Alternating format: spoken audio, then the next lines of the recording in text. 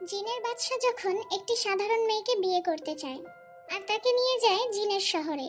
আজকে আমরা এমনই একটি ইন্দোনেশিয়ান হরর মুভি দেখব যার নাম হচ্ছে সারাঞ্জানা। মুভির শুরুতে আমরা কনসার্টে একটি মেয়েকে দেখতে পাই। পাঁচজন বন্ধু মিলে কনসার্ট করছিল। সেখানে সিথি সবার মাঝে অনেক জনপ্রিয় ছিল। গান করার সময় সিথি সামনে ভিড়ের মধ্যে একজন অদ্ভুত লোককে দেখতে পায়, যে কিনা লাল কাপড় পরা ছিল। আবার পরক্ষণেই লোকটি গায়েব হয়ে যায়। পারফরমেন্স শেষে তারা সবাই হোটেলে ফিরে আসে। হোটেলে আসার পর সিথি আর তার বন্ধু রেন্ডির মধ্যে অনেক কথা কাটাকাটি হয়, যা কিনা বাকি তিন বন্ধু ফিত্রি, বিনা ও ডিওনও থামাতে পারে না। তখন সিথিকে তার মা ফোন করে। ফোন রিসিভ করে সিথি বাহিরে চলে আসে। এখানে আমরা বুঝতে পারি যে সিথি ও তার মায়ের সম্পর্ক খুব একটা ভালো নয়। সিথির মা দ্বিতীয় বিয়ে করেছে। সে সিথির তেমন একটা খোঁজ খবরও নেয় না। তার মা শুধু তাকে তার টাকার জন্যই ফোন করে। সিথি এই কারণে রাগ করে তার মায়ের সাথে তর্ক করে। তারপর তার মা ফোন রেখে দেয়। সিথি আবারও কনসার্টে সেই লোকটিকে দেখতে পায়। লোকটিকে দেখে সিথি ডাক দিতেই লোকটি চলে যেতে থাকে। সিথি তার পিছু নিলেও লোকটিকে আর খুঁজে পায় না। সিথির মন খারাপ থাকায় সে গোসল করার সময় কান্না করা শুরু করে। তখন দরজায় কারো নক করার শব্দ পায়। সিথি গোসল করা শেষ করে এসে দরজা খুলে, কিন্তু সেখানে কেউই ছিল না। সিথি ভিতরে চলে আসলে আবারও দরজায় শব্দ হয়। এবার সিথি দরজা খুললে সেই লাল পোশাকের লোকটিকে দেখতে পায়। লোকটি সেখান থেকে চলে যাচ্ছিল। সিথি লোকটির পিছু করতে করতে সমুদ্রের পাড়ে চলে আসে। এবার লোকটি ঘুরে তাকায়, আর সিথি তার পিছনে সমুদ্রে ভেসে থাকা একটি পুরো শহর দেখতে পায়, যা দেখে সিথি সেখানেই অজ্ঞান হয়ে যায়। তারপর সিথি যখন চোখ খুলে সে হোটেলে ছিল, আর তার পাশে বসে ফিত্রি কুরআন পাঠ করছিল। ফিত্রি সিথিকে বলে হোটেলের স্টাফরা তাকে এখানে নিয়ে এসেছে। তারপর ফিত্রি আবারও কোরআন পড়তে থাকে। ফিত্রি তখন যে আয়াতটি পাঠ করছিল সেই একই আয়াত সিথি না দেখেই পাঠ করছিল। ফিত্রি উঠে আসে আর দেখে সিথি তো ঘুমাচ্ছে। তখন ফিত্রি আসে বিনাকে ডাকতে। ফিত্রি চলে যাবার পর সিথি চোখ মেলে। সিথির চোখ সম্পূর্ণ সাদা ছিল। ফিত্রি যখন বিনাকে ডাকছিল তখন দেখা যায় সিথি সেখান দিয়ে চলে যাচ্ছে, যা অবশ্য তারা কেউই লক্ষ্য করে না। সিথি হাঁটতে হাঁটতে আবারও সমুদ্রের তীরে সেই ব্রিজে চলে আসে। আর এইদিকে ফিত্রি, বিনা সবাই সিথিকে না পেয়ে খুঁজতে শুরু করে। তারাও ওই ব্রিজে চলে আসে আর দেখে সিথি একটি নৌকায় করে কোথাও যাচ্ছে। সবাই মিলে সিথিকে অনেক ডাকতে থাকে। সিথি ফিরে তো আসেই না, বরং অদ্ভুতভাবে হাসতে থাকে। আর কিছু দূর গেলেই নৌকাটি অন্ধকারে মিলিয়ে যায়। সিথির বন্ধু বান্ধব সবাই খুবই চিন্তায় পড়ে যায়। তারপর তারা হোটেলে সিথির রুমে আসে। সেখানে ডিওন রেন্ডিকে দায়ী করতে থাকে। বলতে থাকে সিথি তার ওপর রাগ করেই হয়তো সেখান থেকে চলে গেছে। তারপর সেখানে তাদের কনসার্টের লোকেরা আসে। এসব ব্যাপার জানার পর তারা হোটেলে আরো একদিন থাকার সিদ্ধান্ত নেয়, আর তাদের কনসার্টের শিডিউল ক্যান্সেল করে দেয়। পরদিন সন্ধ্যা হয়ে গেলেও সিথিকে কোথাও খুঁজে পাওয়া যায় না। তখন রেন্ডি বলে এসব হচ্ছে সিথির দায়িত্বহীনতার কারণে। যা শুনে ডিওন অনেক রেগে যায় আর রেন্ডিকে একটি ঘুষি মারে। তাদেরকে শান্ত করে কনসার্টের লোক বলে এখানে এটাই প্রথম কোনো ঘটনা না। এর আগেও এখান থেকে অনেক মেয়ে গায়েব হয়ে গিয়েছে, আর যাদের কখনোই খুঁজে পাওয়া যায়নি। কনসার্টের লোক আনোয়ার বলে সে তাদের ভিকটিমদের বাড়িতে নিয়ে যাবে। এসব শুনে ফিত্রি ঠিক করে তারা কাল হামিদার বাড়িতে যাবে, যে এভাবেই তার ভাইকে হারিয়েছে। হামিদার বাড়িতে এসে ফিত্রিরা জানতে পারে যে এখানে একটি শহর আছে, যে শহরটি যে কেউ দেখতে পায় না। তবে যারা সেখানে যায় তারা সেখান থেকে আর কখনো ফিরে আসে না। হামিদা বলে তার ভাইও হারিয়ে যাওয়ার আগে অদ্ভুত পোশাকের একজনকে দেখতে পেত। এ কথা শুনে ফিত্রি অবাক হয়, কারণ সিথিও তাকে অদ্ভুত পোশাক পরা লোকের কথা বলেছিল। ফিত্রি ঠিক করে তারা সিথিকে খুঁজে বের করবে। তারপর হামিদা তাদেরকে হাদরান নামের একজন কবিরাজের কথা বলে, যে তাদের এই ব্যাপারে সাহায্য করতে পারে। হামিদা ও আনোয়ার তাদের হাদরান কবিরাজের কাছে নিয়ে আসে, কিন্তু হাদরান তাদের সেখানে না যাওয়ার পরামর্শ দেয়, কেননা সেখান থেকে কেউ কোনোদিন ফিরে আসতে পারে না। হামিদা ও আনোয়ার অনেক অনুরোধ করার পর হাদরান তাদের সাহায্য করতে রাজি হয়। তবে হাদরান বলে যে ব্যক্তি সেখানে আটকে গেছে সে যদি ফিরে আসতে না চায় তাহলে ব্যাপারটা আরো খারাপ হতে পারে। কিন্তু ফিত্রির দৃঢ় বিশ্বাস যে সিথি তাদের সাথে ফিরে আসবে। হাদরান তাদের মানদাও নামের একটি তলোয়ারের কথা বলে, যা দিয়ে তারা সারাঞ্জানাতে যেতে পারবে। হাদরান ফিত্রিদের মান্দাও ও মান্দাওয়ের মালিকের কিছু ছবি দেখায়। ফিত্রি তার ফোনে সেগুলোর ছবি তুলে নেয়। হাদরান তাদের জঙ্গলের একটি বিশেষ গাছের কথা বলে। সঠিক সময়ে মান্দাও নিয়ে সেখানে গেলে সারানজানা শহরের পথ পাওয়া যাবে। তবে সেই জঙ্গলে রয়েছে হাজার হাজার জিন, যারা সারানজানা শহরের প্রবেশ পথ রক্ষা করে, আর তারা সেখানে গেলে তাদের মৃত্যুর আশঙ্কাও রয়েছে। ফিত্রি ও সবাই হাদরানের বাড়ি থেকে বেরিয়ে আসে। তারা সবাই মিলেই সেখানে যাওয়ার সিদ্ধান্ত নেয়। তখন হামিদাও তাদের সাথে সেখানে যেতে চায়, আর তারা সবাই রওনা দেয় মান্দাওয়ের খোঁজে। তারা সেই লোকটির খোঁজ করতে পানিতে ভাসমান একটি গ্রামে আসে। তারা লোকটির বাড়িতে আসলে লোকটির স্ত্রী বলে তার স্বামী কয়েক মাস আগেই মারা গেছে, আর সে মান্দাওয়ের ব্যাপারে কিছু জানে না। লোকটির স্ত্রী অদ্ভুতভাবে একটি মশারির ভিতরে বসেছিল। তাকে এর কারণ জিজ্ঞাসা করলে সে বলে তার স্বামীর কাজের জন্য তাদের অনেক শত্রু আছে, আর তারা সবাই জিন। তাই সে নিজেকে এভাবে জিনেদের হাত থেকে রক্ষা করছে। যেহেতু সে মান্দাওয়ের ব্যাপারে কিছুই বলছে না, তাই ফিত্রি ও বাকি সবাই ফিরে আসছিল। তখন লোকটির মেয়ে তাদের কাছে আসে আর বলে যে মান্দাও তার বাবার কবরের সাথে দাফন করা আছে, যাতে কেউ এর অপব্যবহার করতে না পারে। এই কথা শুনে এখন সবাই লোকটির কবরের উদ্দেশ্যে যেতে থাকে, যেখানে যেতে যেতে অনেক রাত হয়ে যায়। তখন হঠাৎ করেই তাদের নৌকা বন্ধ হয়ে যায়, আর তারা ভয়ঙ্কর কণ্ঠে কান্নার আওয়াজ শুনতে থাকে। এসবে সবাই অনেক ভয় পেয়ে যায়, আর তারা অনেক কষ্ট করে নৌকাটি বেয়ে কবরের কাছে আসে। রেন্ডি ও ডিয়ন কবরের মাটি খুঁড়ে কফিনটি বের করে, আর কফিনের মুখ খুলে দেখে লাশের উপরে একটি বড় সাপ। রেন্ডি একটি লাঠির সাহায্যে সাপটি সরায়, আর ফিত্রি তলোয়ারটি নিতে গেলে কিছু শব্দ শুনতে পায়। ফিত্রি শুনতে পায় কেউ বলছে এই তলোয়ারটি নিতে না। ফিত্রি তাড়াতাড়ি তলোয়ারটি নিয়ে সবাই সেখান থেকে পালাতে থাকে। তখন কফিন থেকে লাশটি জেগে ওঠে। আশেপাশে থাকা সকল লাশও তখন জেগে ওঠে। তাদের নৌকাটিও চলছিল না। তারা সবাই হাত দিয়েই নৌকা বাইতে শুরু করে। নৌকার চারপাশে লাশেরা ঘেরাও করে নেয়। তখন মাঝি অনেক কষ্ট করে নৌকার ইঞ্জিন চালু করে, আর সেখান থেকে পালিয়ে আসে। এখন তাদের যেতে হবে সেই বিশেষ গাছের খোঁজে। জঙ্গলে প্রবেশ করেই হামিদা একটি জিনের দেখা পায়, তবে হামিদা এতে পাত্তা দেয় না। অনেক পথ হাঁটার পর সবাই ক্লান্ত হয়ে ঝর্ণার কাছে বসে বিশ্রাম নেয়। ফিত্রি তখন মান্দাওটি একটি পাথরের ওপর রেখে দেয়। তখন হামিদা সেটি নেওয়ার চেষ্টা করে।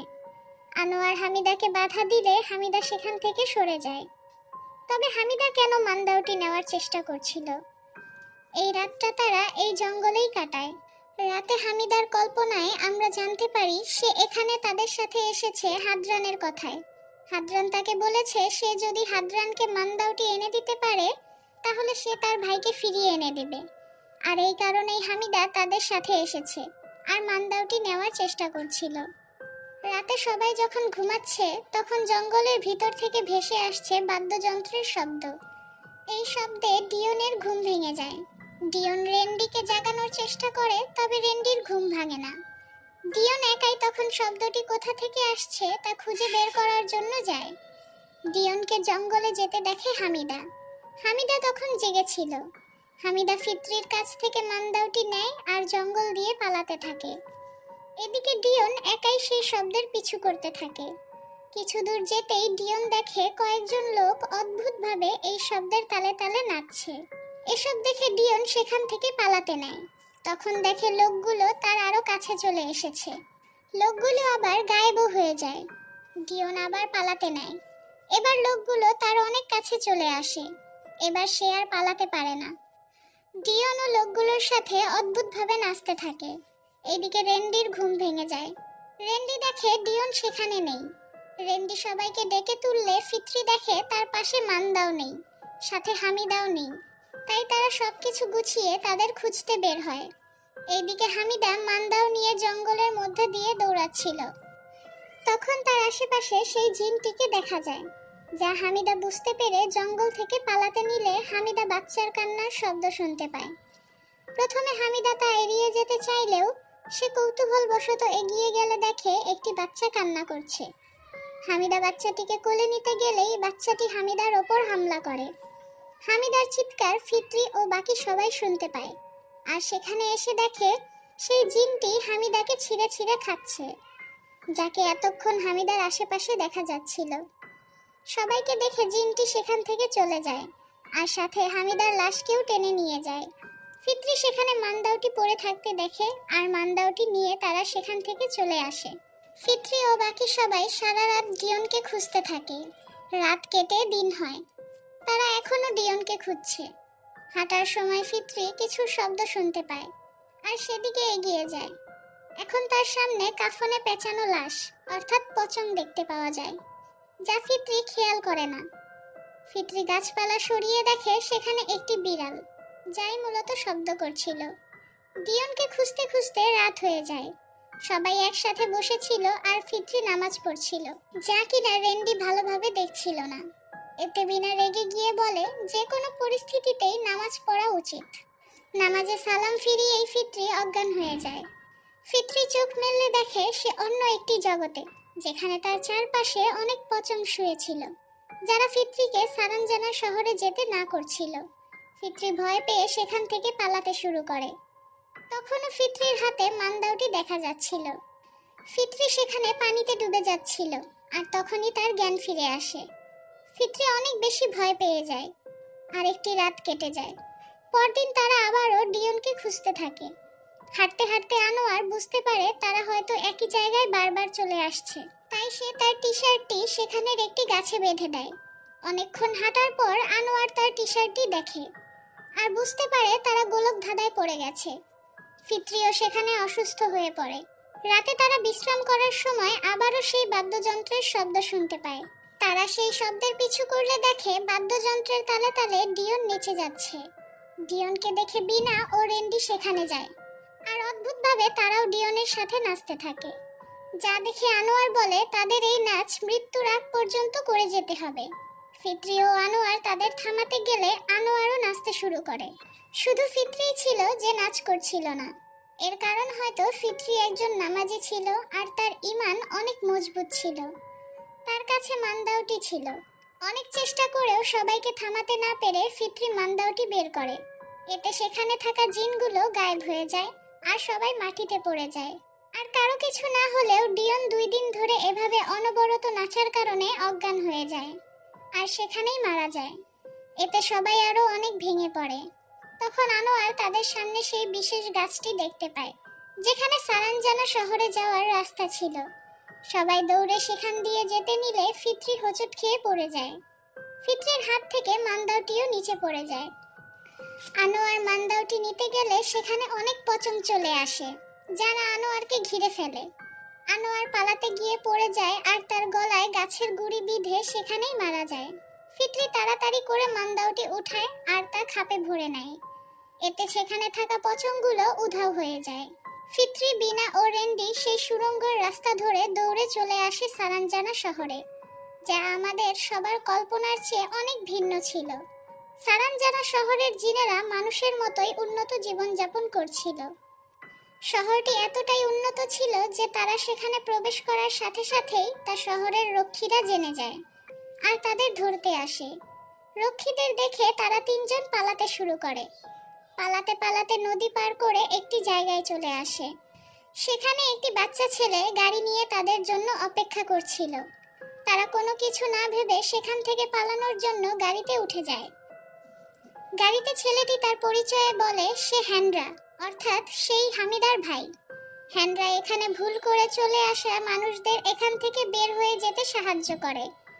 রেন্ডি হ্যান্ড্রাকে হামিদার মৃত্যুর কথা জানাতে চাইলে ফিত্রি তাকে না করে, কারণ হ্যান্ড্রার পরিবার বলতে শুধু হামিদাই ছিল। তারপর রেন্ডি হ্যান্ড্রাকে তাদের সাহায্য করতে বলে, যাতে তারা সিথিকে এখান থেকে বের করে নিয়ে যেতে পারে। যেই লোকটি গাড়ি চালাচ্ছিল সেই লোকটিকে হ্যান্ড্রা দাদা বলে ডাকে। সে হ্যান্ড্রাকে তাদের সাহায্য করতে না করছিল, তবে হ্যান্ড্রা তাকে রাজি করায়, আর তারা রওনা দেয় জিনের বাদশাদের বাড়িতে, কারণ সিথিকে সেখানেই নিয়ে যাওয়া হয়েছিল বাদশার সাথে বিয়ে দেওয়ার জন্য। গাড়ি থেকে নেমে হ্যান্ড্রা সবাইকে সতর্ক করে, কারণ ধরা পড়লে মৃত্যু নিশ্চিত। এখানে বিয়ের আয়োজন চলছে, আর বউ সেজে ঘুরে বেড়াচ্ছে সিথি। সিথিকে এখানে বেশ হাসি খুশি মনে হচ্ছিল। ফিত্রি ও বিনা সিথিকে জড়িয়ে ধরে। তাদের এখানে দেখে সিথি অনেক অবাক হয়, আর বলতে থাকে তারা এখানে কেন এসেছে। ফিত্রি বলে তারা তাকে এখান থেকে নিয়ে যেতে চায়, কিন্তু সিথি এখান থেকে যেতে চায় না। এখানে জিনের বাদশা তাকে ভালোবাসে, ওই জগতে কেউ তাকে ভালোবাসে না। বিনা ও ফিত্রি তাকে অনেক বোঝানোর চেষ্টা করে, তবে কোনো কাজ হয় না। এসব দেখে রেন্ডি সিথিকে স্বার্থপর বলে আর বলে ফিরে যেতে। এতে সিথি বলে আমার নিজের ইচ্ছে মতো বাঁচার কোনো অধিকার নেই। এতে রেন্ডি আরো রেগে গিয়ে বলে বাঁচার ইচ্ছা সবারই আছে, তাহলে কেন ডিয়ন তাকে বাঁচাতে গিয়ে মারা গেল। ডিয়নের মৃত্যুর কথা শুনে সিথি থমকে যায়। রেন্ডি বিনা ও ফিত্রিকে নিয়ে সেখান থেকে চলে আসে। এখন সিথি বুঝতে পারে যে তার বন্ধুরা তাকে অনেক ভালোবাসে। এসব ভেবে সিথি কান্না করতে থাকে। সব আশা ছেড়ে তারা গাড়িতে উঠে বসে, আর চলে যাবার সময় সিথির শব্দ পায়। সিথি ফিরে এসেছে। সিথি বুঝতে পেরেছে যে তার অস্তিত্ব আসল জগতে। হ্যান্ডরা তাদের সেই দরজার কাছে নিয়ে আসে যেখান থেকে তারা আসল জগতে ফিরতে পারবে। ফিরে আসার সময় রেন্ডি হ্যান্ড্রাকে হামিদার মৃত্যুর কথা বলে। এই কথা শুনে হ্যান্ড্রা তার দাদাকে ধরে কাঁদতে থাকে। তারা সবাই সেই দরজা দিয়ে প্রবেশ করে সমুদ্রে এসে পড়ে। তখন সমুদ্রে ফিত্রির হাত থেকে মান্দাওটি ছুটে যায়। তারা এবার তাদের দুনিয়াতে ফিরে এসেছে। এরপর দেখানো হয় সমুদ্রে মাছ ধরার সময় একজন জেলে মান্দাওটি পায়, আর সেটি বের করার সাথে সাথে সেখানে একটি পচং চলে আসে। আর মুভিটি এখানেই শেষ হয়ে যায়। ভিডিওটি ভালো লাগলে লাইক, কমেন্ট ও শেয়ার করবেন। চ্যানেলে নতুন হলে সাবস্ক্রাইব করে বেল আইকন ক্লিক করবেন, যাতে আমাদের নতুন ভিডিও সবার আগে দেখতে পারেন।